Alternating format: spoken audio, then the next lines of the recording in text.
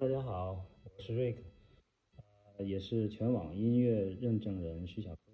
创办了这个微信的视频号矩阵，有家国音乐台，家国华人台，包括北美大世界、加拿大口哨歌、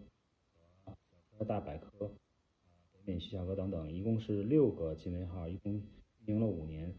然后呢，最近哎呀，真是被这个封杀挺厉害。他们现在年底非常严格，再有一个，我现在都搞不清，他没有任何通知的情况下，就把我一个10万多粉丝的那个新微号给封杀了。这里边有5年的日夜的心血，然后呢，五六百条的这个视频都导出来，2个加一起得有1000多条。然后呢，包括一部分这个我们就是闺女4、5年来的一些照片什么的，虽然有一些备份，但都是零零散散。还有一个就是，它这个的话，我估计可能跟2个因素有关系，也提醒一下大家，就是说，如果做国内这个微信视频号，一定要小心注意，它呢很多情况下根本就不给你发通知，嗯，那个北美徐小科，可能因为上传这个，因为它的功能最全嘛，有会员最享专区，还有这个付费课程的收费栏目。然后呢，尤其付费课程收费栏目里，它审核一次的话，它就算如果不通过，就算一次严重违规，所以它是累积递进式的惩罚。然后处罚完之后，就直接封号，没有任何一条通知。而且加上之前可能上传过一个电影那个《奇异博士2》的片段，因为这个在国内它这个也是属于这个被封杀封禁的嘛，所以说有的时候就是那么疏忽大意，但感觉他是各方面管理应该挺规范的吧，结果就是说就是草台班子一样，非常的松散，而且他这个封号就特别随意，都是随他们这个审核员来回反复拉抽屉似的，这个没有一定之规。然后呢，我其他的号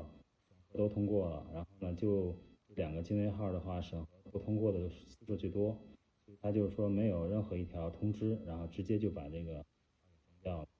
简直是10万多粉丝一夜之间就清零了。但是比起来，最近这个吴柳芳这个你们都听说了吧？他这个也是一波三折，被封禁之后呢，从最早的这个不到200万，然后呢就是突飞猛进的话，翻到了600多万，630万的关注。然后后来呢，这个他又被一夜这个清空这些后来加的这些粉丝量，最后就降到了没有清空，还留着4.4万。但比起来，他这个丢失的这个620多万粉丝的话，这个还能心理承受能力还好一点。但是怎么说，他那个的话也保留他这个上面的有一些介绍啊、标题什么的。但是这个微信视频号真的太讨厌了，它这个封完之后的话，整个就是一个灰色画面，根本就连你的那个简介啊，然后联系方式啊、跳转的这个链接啊，什么都没有，然后就冷冰冰的几个字：账号被停止使用。这个真是太不人性化了。然后都想直接问话这个马化腾和张小龙，看看他们这个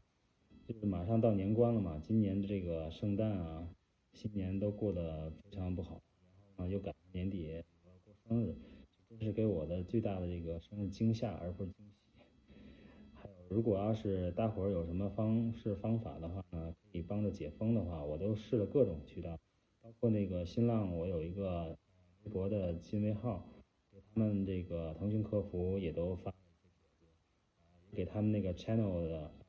tencent.com 发了邮件儿，然后呢回复他们都是包括那个打电话，然后呢，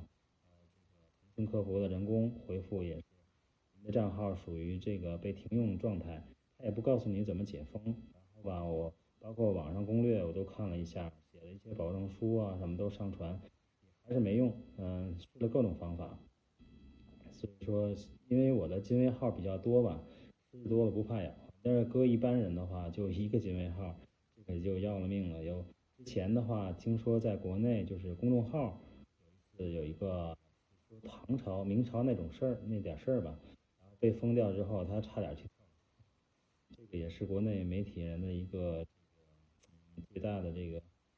弊端吧，就他没有看这些YouTube 上面的大 V 嘛，包括那个王志安也被国内封杀，所以说这块的话，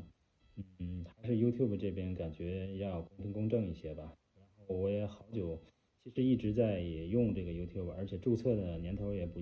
长不短了。然后大概2008年，到现在为止的话，都已经快16年了。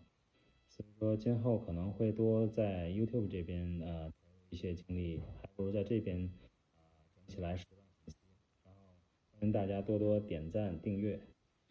我在这边开了几个频道吧，这个是跟这个微信还残存的这个几个金微号是同名的，有家国音乐台和家国华人台，还有我的音乐人认证号，音乐人徐小哥。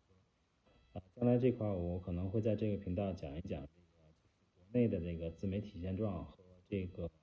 怎么样规避一些这个风险和这个走过的坑吧。因为确实是最近心情不好，但是最欣慰的是我的这个闺女，然后呢跟我要开了一个频道，叫加拿大搞笑父女俩，欢迎大家也同时订阅啊，非常感谢。